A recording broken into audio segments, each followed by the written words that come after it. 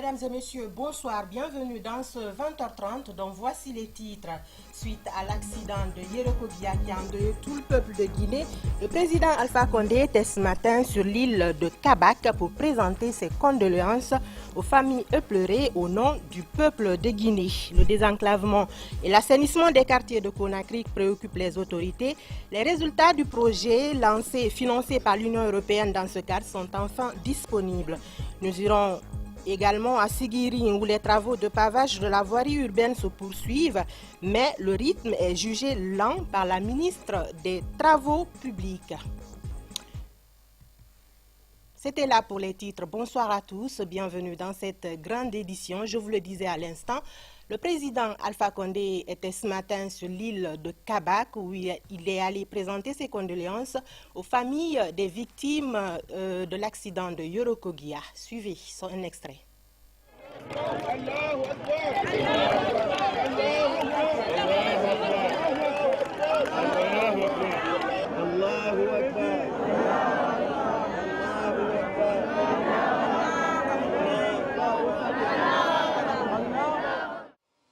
Rafa woto to gesege la tere na oliri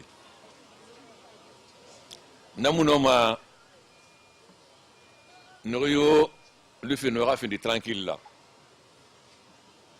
parce que miri moyen nous méritongo ça fera fait le requirin et ça fait mariage nakoro ba ese ka fait mariage c'est wade na fara nyonaki khali miri rafa be o rebudo fonje te rafa o ha kulu na wo setori antana singe story na rafa otode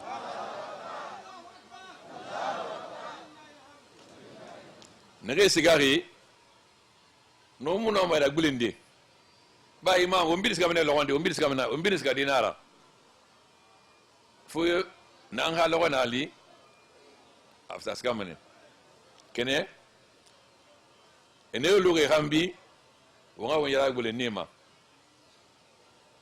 abara orfale ne renge fa abara ne rafi fala auto commission dori nyana nyono ma tuma no ne ma lima di alkutu e kana ora mode e na kulenga wala fa angata ne yida no na ma lima alkutu e fa na findi miskini dira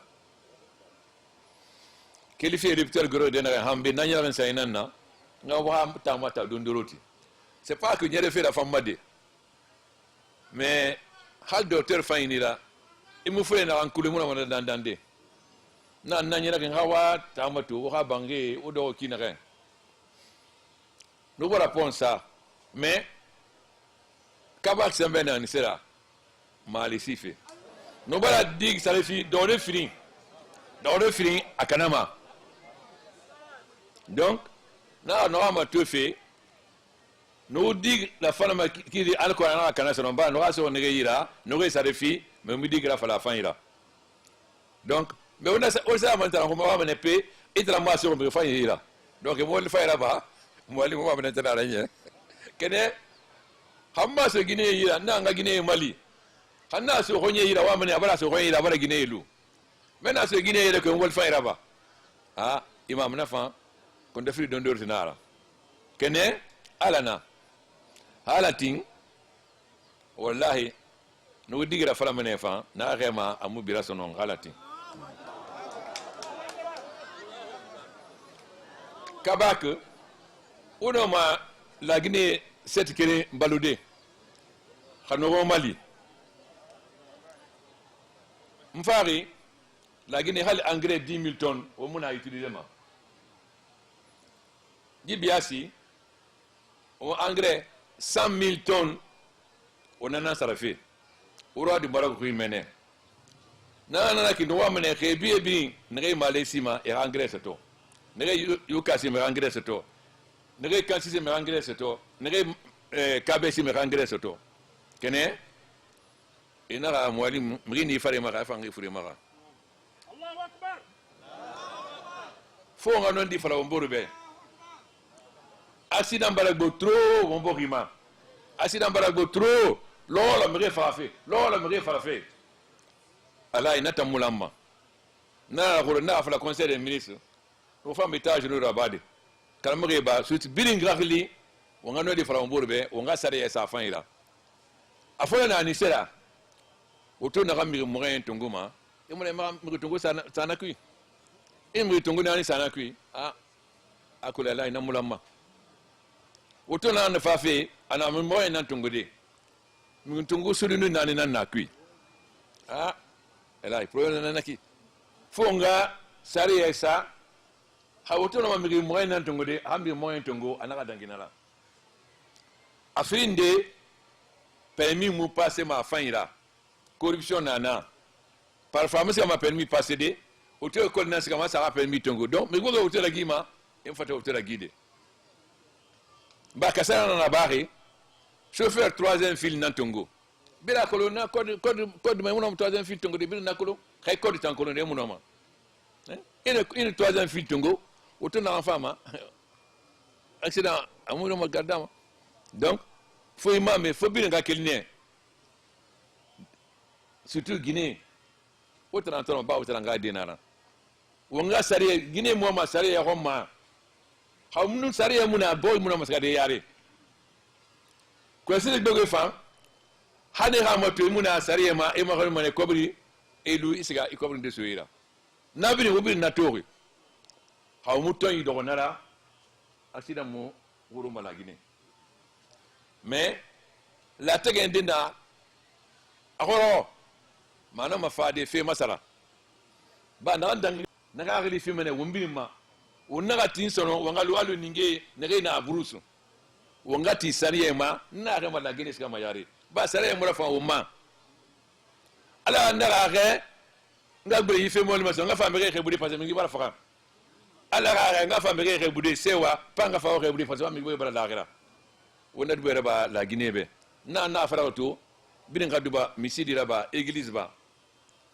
kene ne ba siga ne ba siga ken ne luri wono on katane fa na siga naki al alay mfari o ya ma furkude men ga don dinde fan fala obe alko mo bo ga siga yare alors non la rama yrebini wobini o malan bila ka khalifi wona raba madi alko sada ga nyine ibokima alko tu me ga ba fa fi funaki ba na fa modi funara ina fara de ira lo ba ali parce que fande nana makolo ba mari mo na garangi mais mulara ki khalo ka barani la lo mulara donc faut bien nga o Mali surtout autant imami xano wala commission de état généraux anu Guinée ba autant di ban mo tan toroma o ngala ma sariya bin nga sariya binja o na o tora fe o nan do afari namulamma afirinde mbara nyere kabi hélicoptère sa gros renere hambe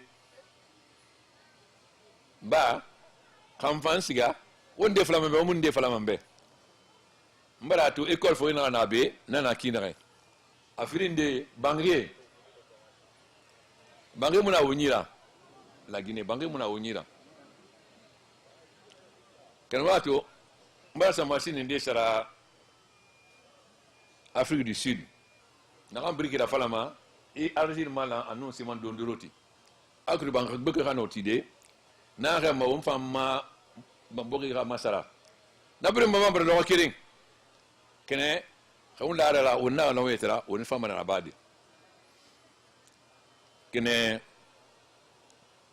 anaba digra afirinde maison de jeunes nara ba dimi brede muna na maison de jeunes fan dimi be non na fama na abadi halati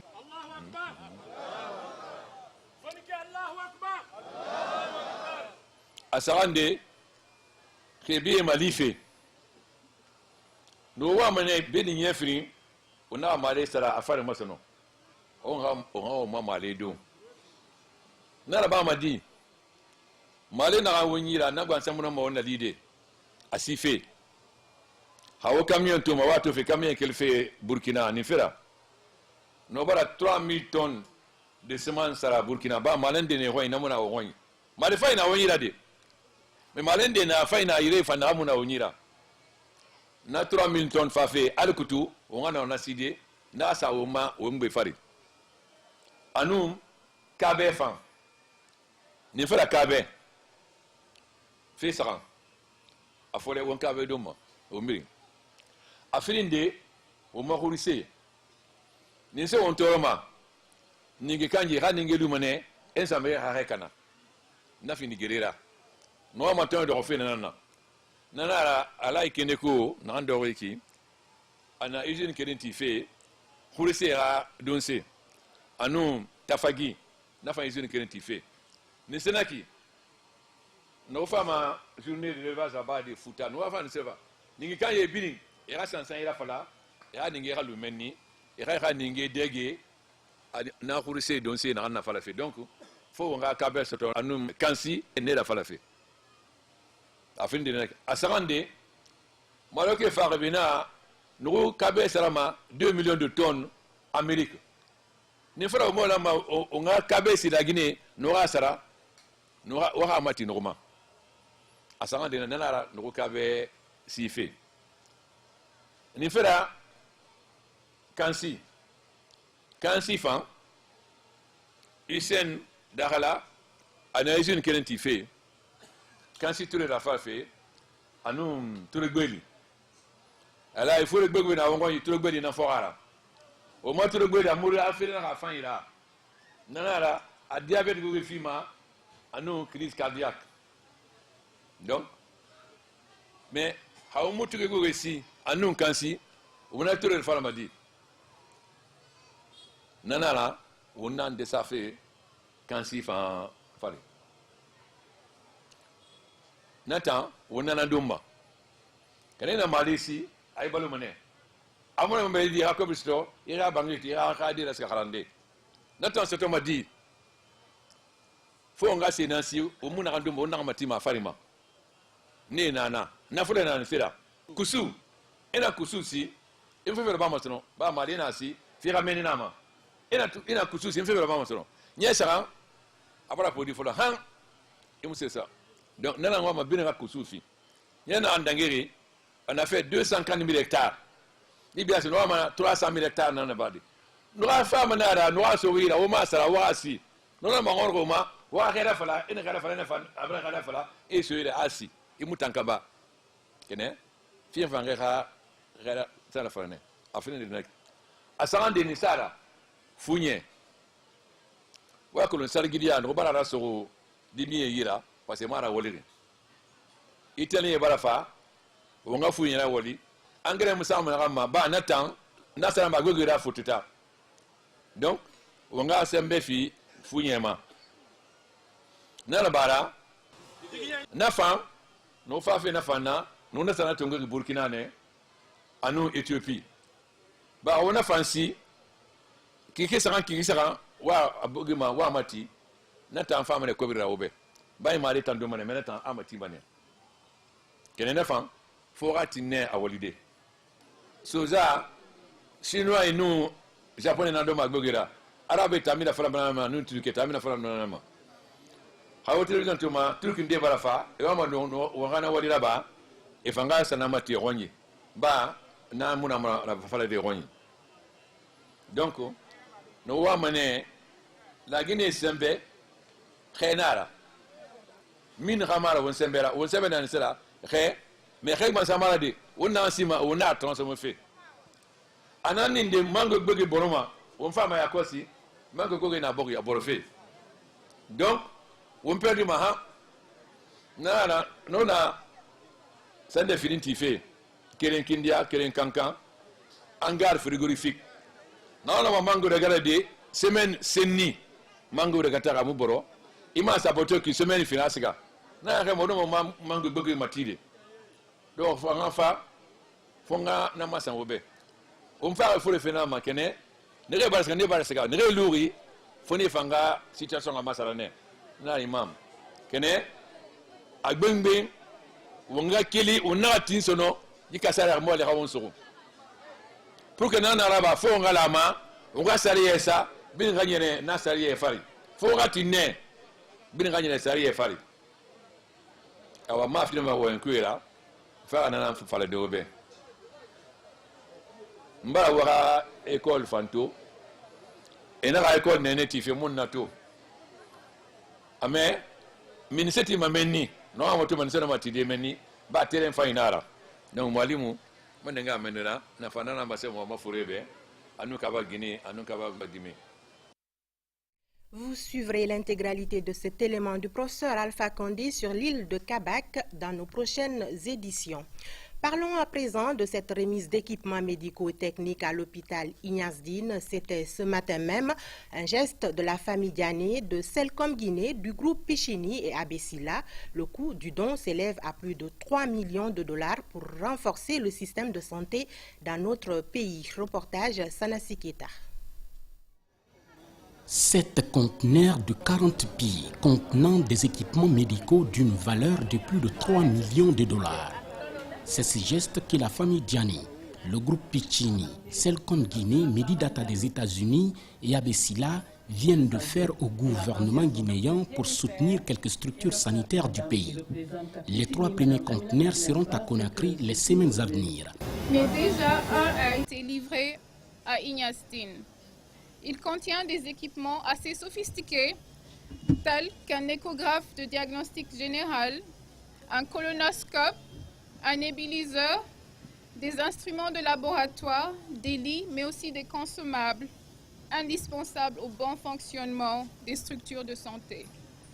C'est donc sûrement une belle moisson pour le système de santé en Guinée qui a été mis à rude épreuve par la maladie à virus Ebola. Ainsi, une grande partie des équipements médicaux des 3 premiers conteneurs seront dédiés à l'hôpital national Ignace Dine, à l'hôpital du camp Samori Touré et à la maison des enfants, un orphelinat situé dans la préfecture de Bofa.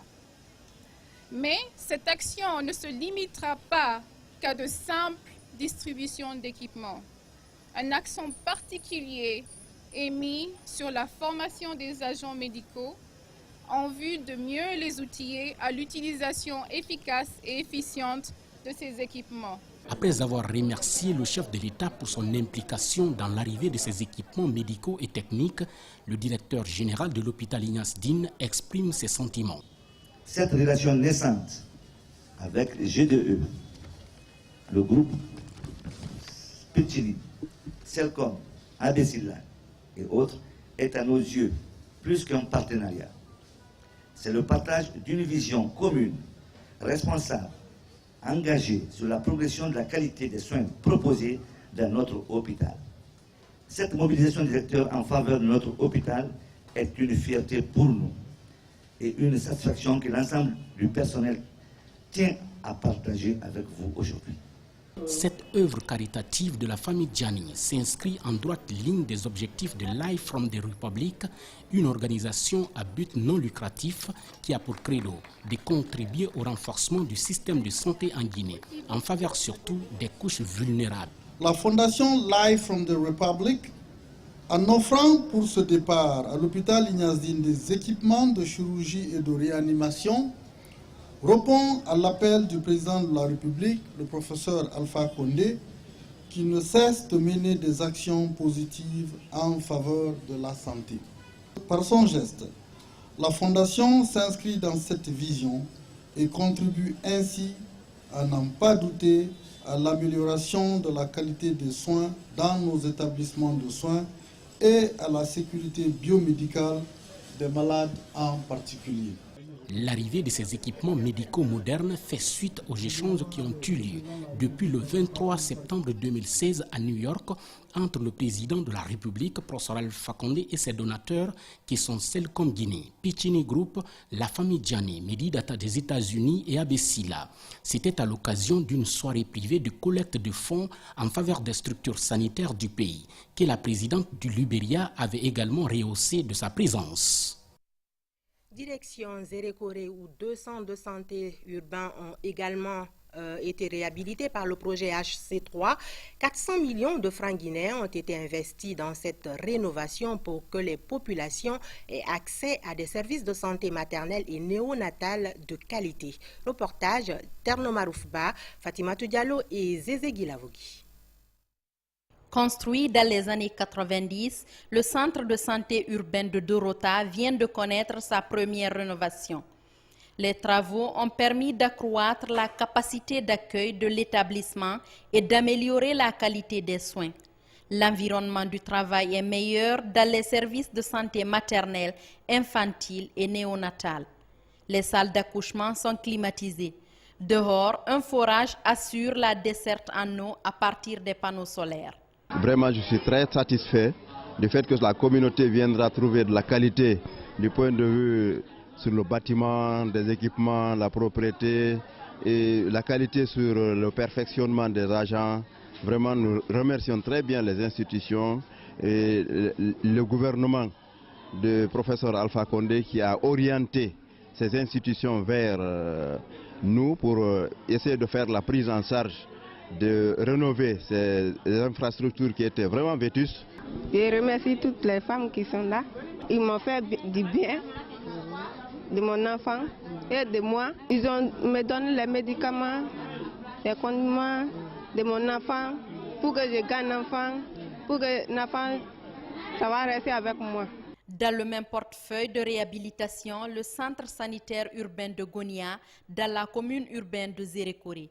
Là également, les patients bénéficient désormais de soins de qualité. Les innovations visent à mettre en confiance les populations après l'épidémie Ebola. L'objectif de cette rénovation, c'est de remettre en confiance la population, à retourner se faire soigner dans les structures sanitaires. Vous savez, nous avons été frappés par Ebola, ce qui a fait que la méfiance entre les structures sanitaires ainsi que la population s'est agrandie. Et pour cela, il fallait mener des interventions qui amènent la population à comprendre qu'il y a de bonnes choses qui se font actuellement dans les centres de santé. On livre des services de très haute qualité. Il ne faut pas hésiter. La rénovation de ces centres a coûté plus de 400 millions de francs guinéens. Pour encourager les populations à fréquenter les centres de santé, des cadeaux sont accordés aux premières femmes qui ont accouché ici après la rénovation. Et puis, l'assistance médicale à la procréation sera bientôt réalisable dans notre pays. Les experts tunisiens comptent partager leur savoir-faire avec leurs confrères guinéens. Une coopération sud-sud qui va permettre aux gynécologues de notre pays d'aller suivre en Tunisie des stages de formation. Une aubaine pour les couples stériles. Mabintila Issouma, Djene Yansani. La fécondation in vitro est le procédé qui consiste à aider des couples stériles à procréer.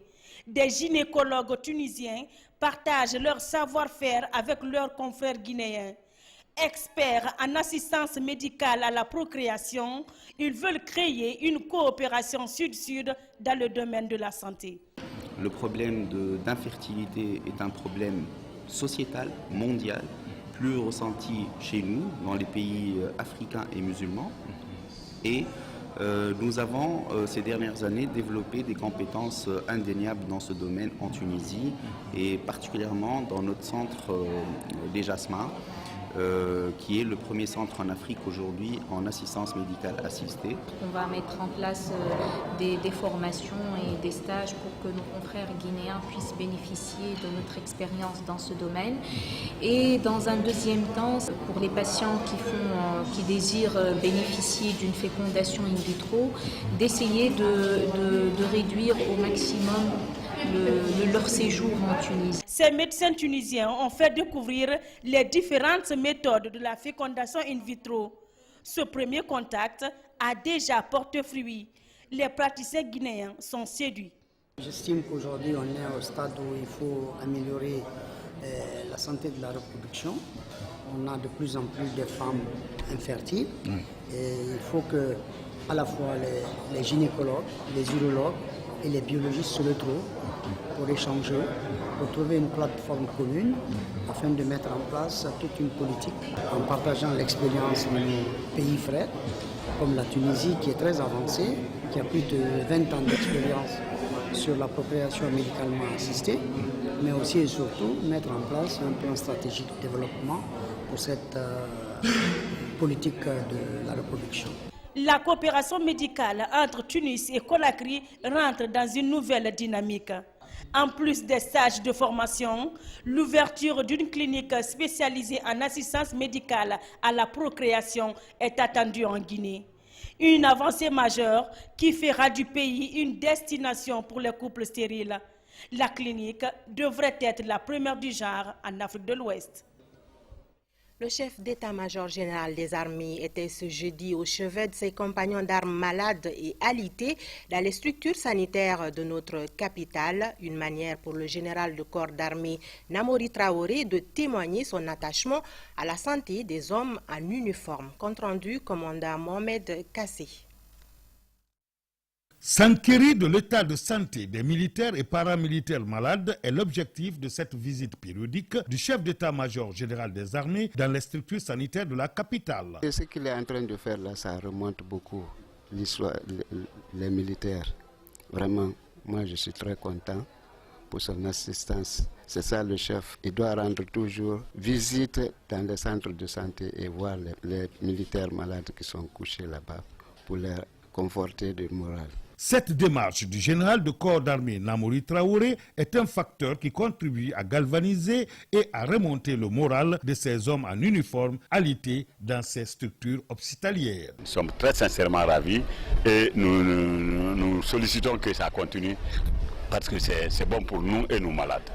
Mais avec nous tous venus dans le camp, nous avons compris maintenant ce que c'est l'armée par rapport à la population civile. Parmi les militaires malades hospitalisés dans les différentes structures, presque 50% sont victimes d'accidents de la circulation routière. Le même constat est valable chez les civils. C'est pour vous dire que les accidents de la circulation routière constituent aujourd'hui une menace réelle pour notre population. J'invite alors tous les acteurs à une action commune pour faire face aux dangers de la circulation routière. Inscrite dans le plan d'action de l'état-major général des armées, cette action du commandement renforce la fraternité d'armes et démontre que ces patients ne sont pas relégués aux oubliettes. Elle est saluée à sa juste valeur par les bénéficiaires. Sur un autre plan, la ministre des Travaux publics vient de visiter le chantier de pavage de la voirie urbaine de Sigiri, où 1 km 500 mètres de route est à réaliser. C'est au compte d'un vaste programme du gouvernement qui va toucher plusieurs villes du pays. Démarré en janvier dernier, le rythme des travaux ne semble pas satisfaire la ministre des Travaux publics. Plus de précisions avec Ansouman Toumani Kamara.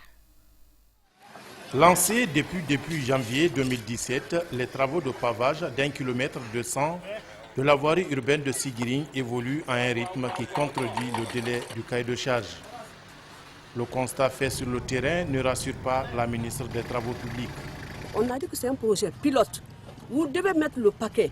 Dès que vos décomptes rentrent ce mois, ça ne fait pas une journée, ça sort. Vous êtes payé régulièrement. C'est qu'il y a un contrat avec la Fadjama et les TP. Ce contrat doit être respecté. Il y a un délai. Les paiements ne retardent pas. Vous n'avez aucun droit de retarder les travaux. Sigiri constitue l'entame d'un vaste projet pilote de pavage des voiries urbaines des villes du pays. Dans cette cité aurifère, le gouvernement, à travers le fonds d'entretien routier, a débloqué plus de 4 milliards 500 millions de francs guinéens pour améliorer la voirie urbaine de l'une des villes les plus poussiéreuses du pays. Les travaux consistent à construire une route avec des matériaux qui existent en abondance. Des pavés autobloquants de 13 cm sur piste et des dallettes sur trottoir. Nous comptons rendre des travaux dans le délai, mais on va un peu dépasser le délai. Pourquoi? Parce qu'il y a des réaménagements. D'abord, il y a les ouvrages qui n'étaient pas prévus. Il y a les passages véhicules, il y a les exutoires, les caniveaux là. Il y a aussi les 300 mètres supplémentaires. Parce que le tronçon fait 1500 mètres, alors que le contrat prévoit 1200. Donc il y a 300 mètres à ajouter. Avant Sigiri Centre, la mission ministérielle d'évaluation des chantiers a visité le pont de Guiribakoro sur le fleuve Niger. Il y a quelques semaines, cet ouvrage a été endommagé par un camion chargé de 40 tonnes de ciment. La chute de cet engin dans le lit du fleuve a fait 4 morts et d'importants dégâts matériels.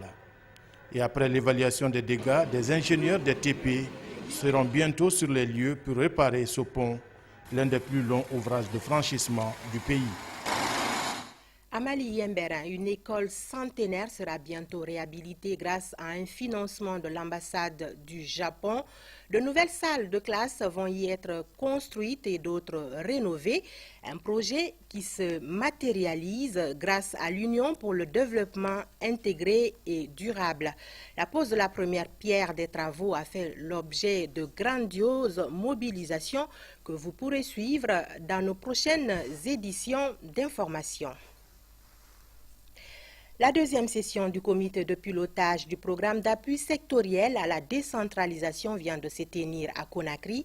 La rencontre a mobilisé tous les acteurs intervenant dans la mise en œuvre du programme. Ils ont fait une rétrospective sur les résultats obtenus dans l'exécution des défis programmes avant de se pencher sur les perspectives. Mohamed Lamine Camara. Pour la mise en œuvre de la lettre de politique nationale de décentralisation et de développement local, l'Union européenne apporte son appui au gouvernement à travers le programme d'appui sectoriel à la décentralisation et à la déconcentration. Un an après le démarrage de ces activités, le programme tient sa deuxième session du comité de pilotage à Conakry. On ne fait pas des réformes pour faire des réformes. Quand on parle de la réforme de l'administration, on essaie de faire en sorte que l'administration se transforme dans une véritable administration de développement qui puisse répondre aux attentes de la population, de toutes les Guinéennes et tous les Guinéens. Cet appui à caractère transversal touche plusieurs secteurs de l'administration publique, notamment les ministères en charge de la fonction publique et de l'administration du territoire. Il permet de favoriser l'émergence des orientations et stratégies nationales de développement. Les actions déjà à l'actif du PASDD ne sauraient être énumérées dans un cadre comme celui-ci, tant elles sont nombreuses.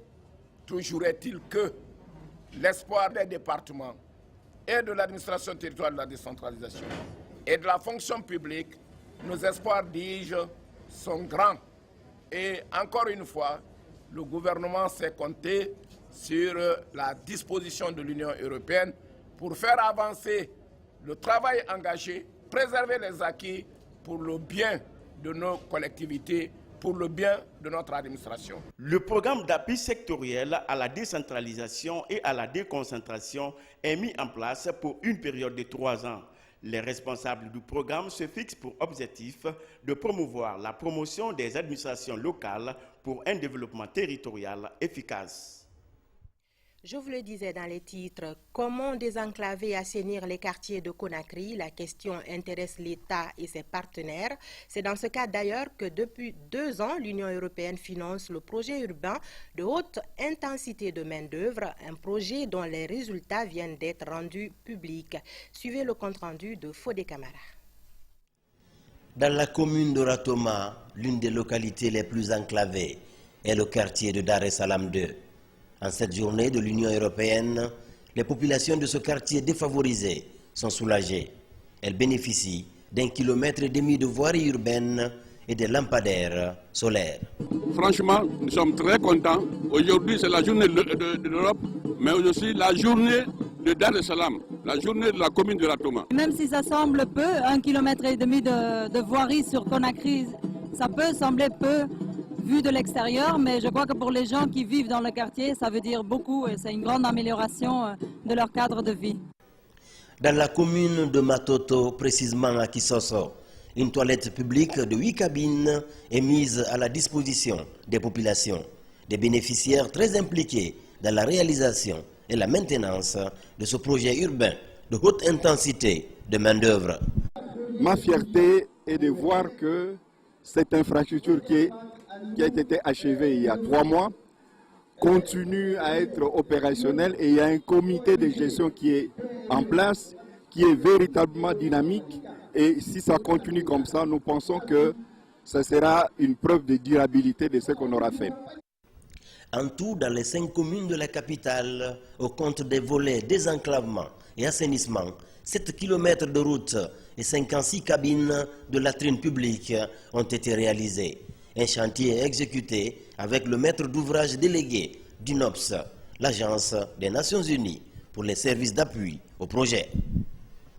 L'actualité, c'est aussi la tenue dans quelques jours à Conakry du Conseil des ministres préparatoire à la conférence des chefs d'État et de gouvernement de l'OMVS. Déjà ce matin, les experts de cette institution sous-régionale se sont réunis pour préparer les sujets à débattre au cours de la rencontre de haut niveau. Reportage Nabi Kamara. Au cours de cette réunion préparatoire au Conseil des ministres de l'OMVS, les experts de cette institution sous-régionale plancheront sur la présentation et l'examen du rapport bilan 2015-2017 et les perspectives du système OMVS, les corps de contrôle de son système, la préparation d'un programme d'investissement climat dans le bassin du fleuve Sénégal.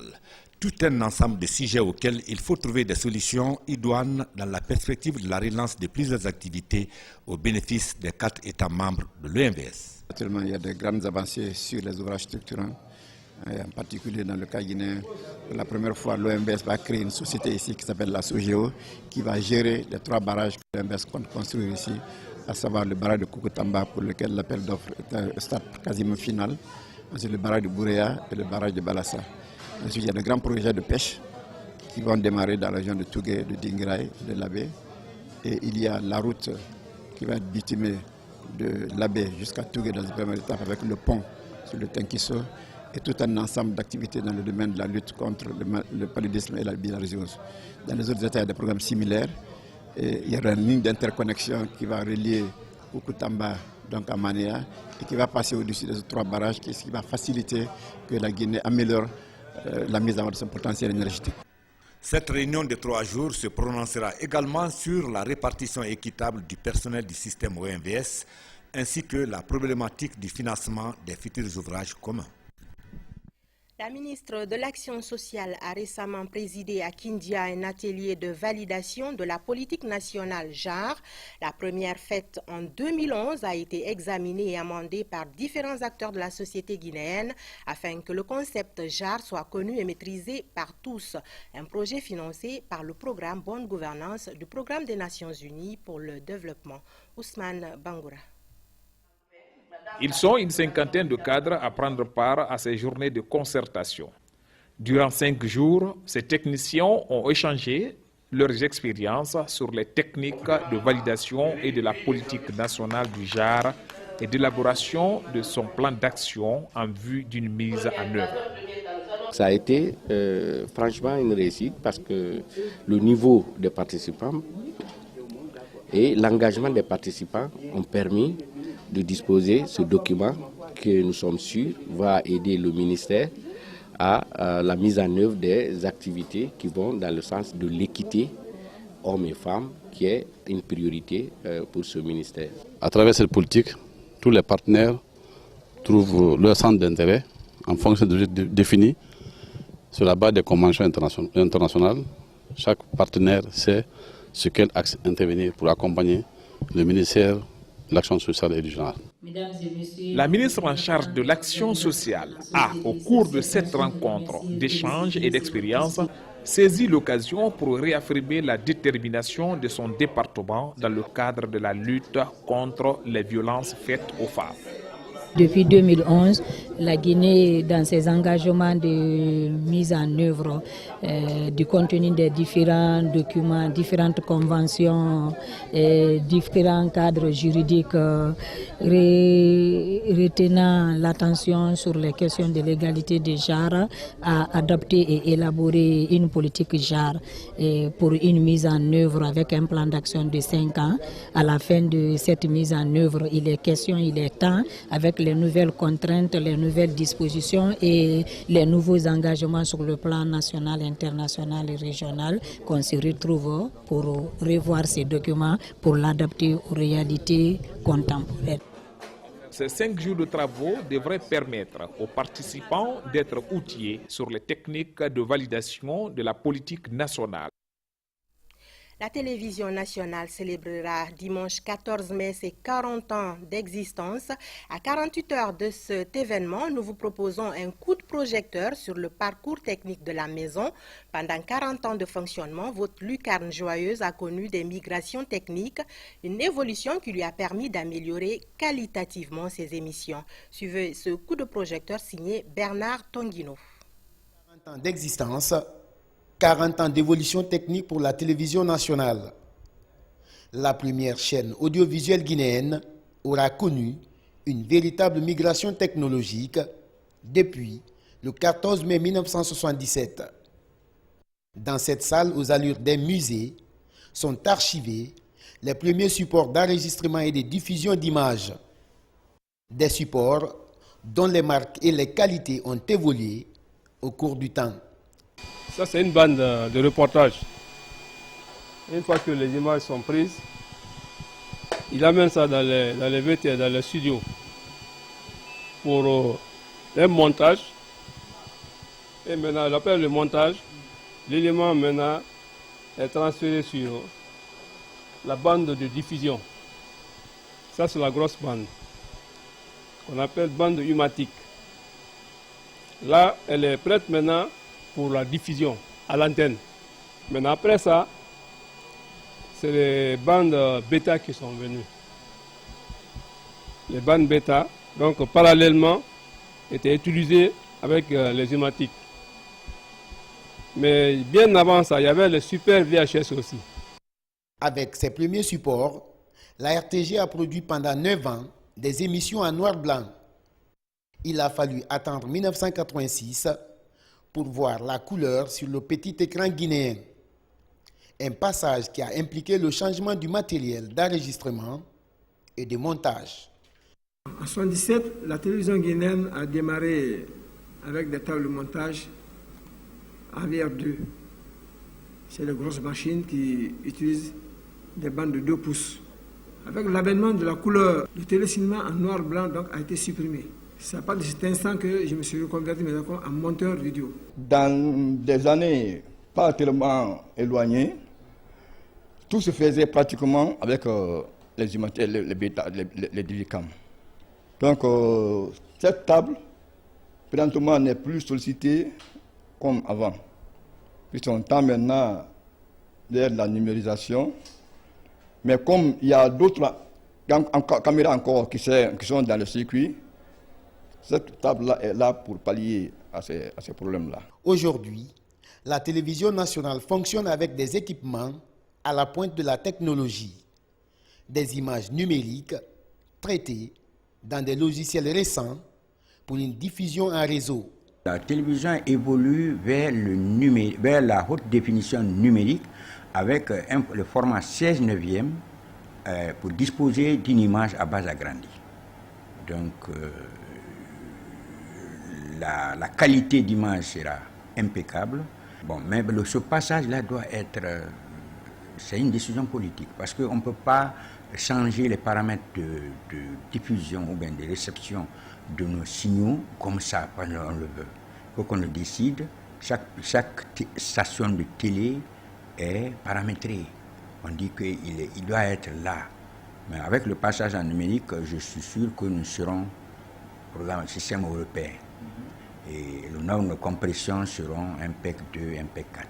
Le processus d'équipement et de modernisation des installations se poursuit à la RTG. Des efforts pour faire de la première chaîne de l'audiovisuel public une référence. Culture pour finir, la grande finale de la compétition Top Model s'est achevée. 20 jeunes mannequins ont exprimé leur talent devant de nombreux autres mannequins internationaux et des stylistes guinéens dans le but de valoriser et de promouvoir la culture guinéenne. Reportage Alpha Isiagaba, Valérie Tali Mané. Aïssatou Ndiaye et Amara Kourouma, élus Top Model. C'est à l'occasion de la 3e édition du Festival international de la mode organisé à Conakry. 20 mannequins ont compéti dans l'art de la séduction devant le jury composé de professionnels prêts à relever tous les détails importants.